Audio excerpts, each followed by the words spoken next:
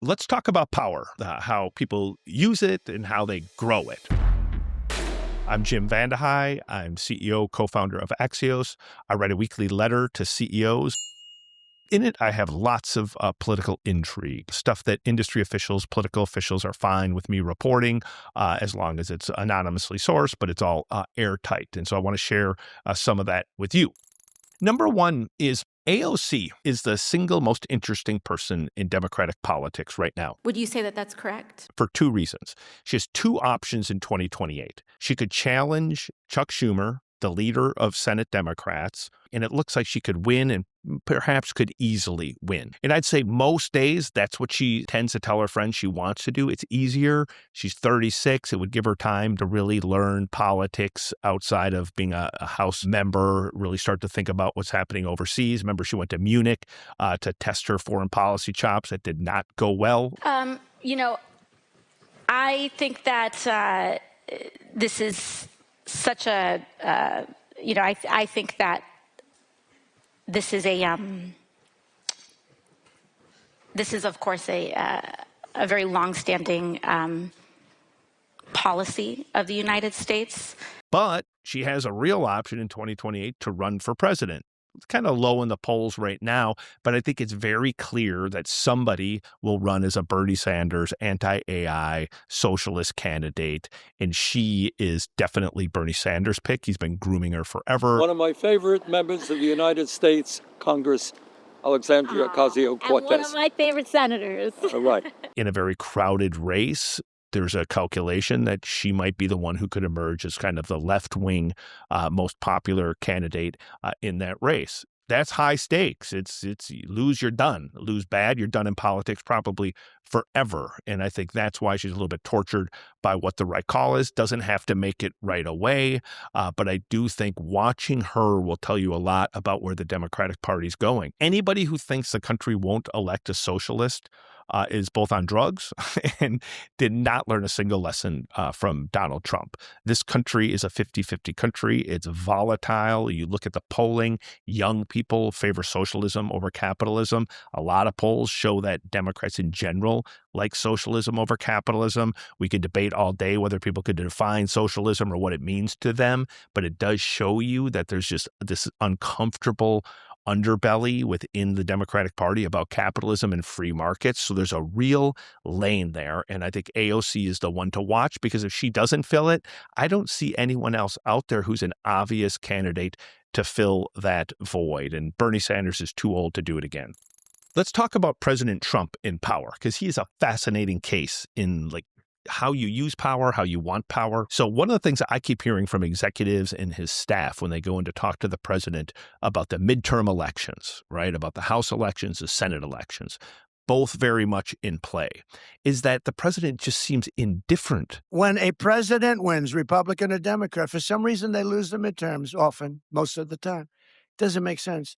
Even if you have a president who's doing a good job, and I think I'm doing the best job of anybody, really, I do. To him, it's too far away. I don't know that he really cares. And that seems crazy, right? Because if Democrats win the House, which seems like almost certain to happen, and win the Senate, which seems like maybe a 50-50 proposition, the president, his staff, their friends, their lawyers, everybody is going to be knee-deep in investigations. Knee-deep. That would be hell for Trump. But this is interesting. He doesn't really care, because when he thinks about power, he doesn't think that much about lawmaking and about Congress. He thinks about executive orders. He's done more executive orders already than the last 5 or 6 presidents did in their entire term. He likes to use things that don't require congressional approval. He finds the slow, plodding pace of Congress irritating. And so he's not looking to cement bills into law. You just can't think of Trump like you would think of any other person, maybe in the history of the country. He just views power differently. He has a pain threshold that exceeds the pain threshold of any politician we've ever seen. He doesn't care if he's hated. He doesn't care if you say that's illegal. He's just going to do what he thinks he wants to do. And so for Republicans hoping that Trump could help be the savior in these races, I think it's a hard sell. And so yes, Trump will spend spend money, he'll stump for some candidates. But if they end up losing, and one of the things he tells people is like, impeach me. I've been impeached a couple times before. I don't care. You're not going to remove me from office. Like other people get bummed out by that. Like I don't. I'll just keep doing my job. Oh, and by the way, all my people that you go after, I'll pardon them before I leave office. Democrats in the House already have kind of a working list of targets they'll go after if and when they win the House. Just as a refresher, when you're in the majority, you have what they call subpoena power, which means you can subpoena anybody anytime. A top operative in the Democratic Party handed us a list. I'm going to read it to you, and I think it gives you a good idea of what the final 2 years of the Trump presidency will look like.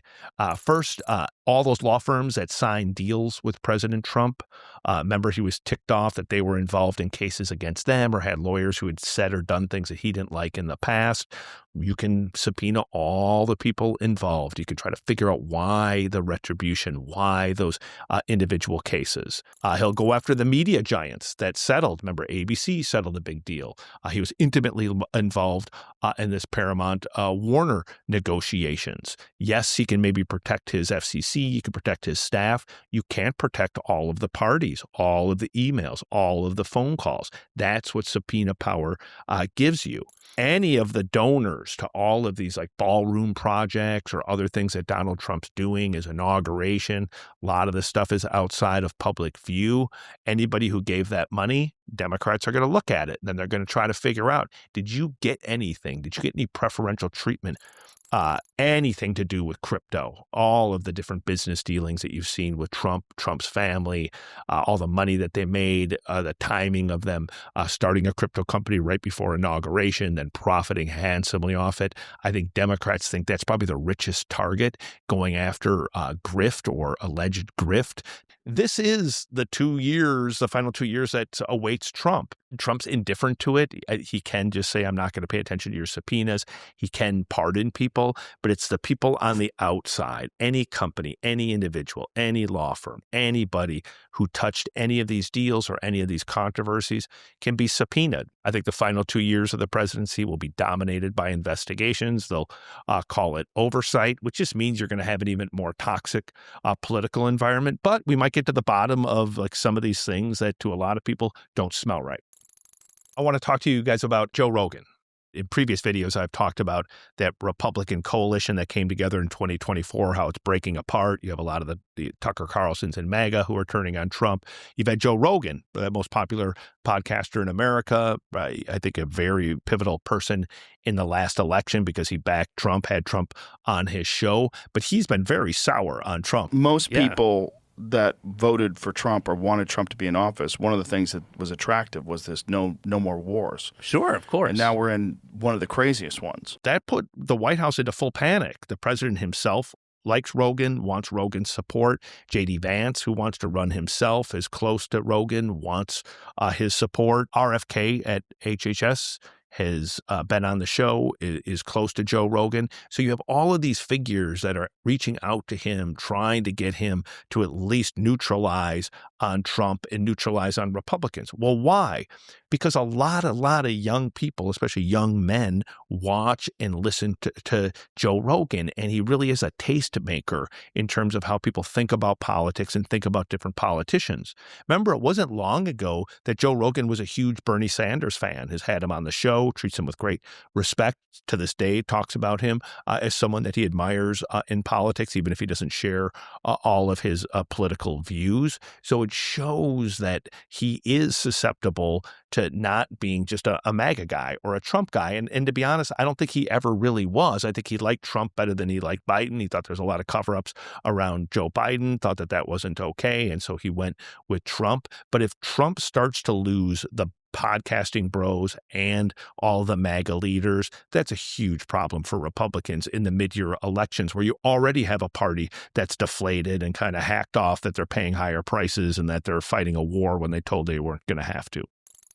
I hope you found this stuff interesting, informative, useful. If you're an executive, please sign up for my C-Suite newsletter.